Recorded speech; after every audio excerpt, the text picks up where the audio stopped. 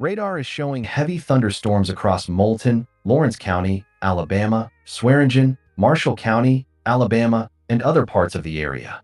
Have a way to receive warnings and be ready to take shelter. Rain reported across the area. Reduced visibility inches multiple locations, including Huntsville.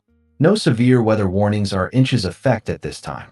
Reminder, a flood watch remains inches effect for Lauderdale, Limestone, Madison, and surrounding areas. Stay weather aware and monitor for warnings.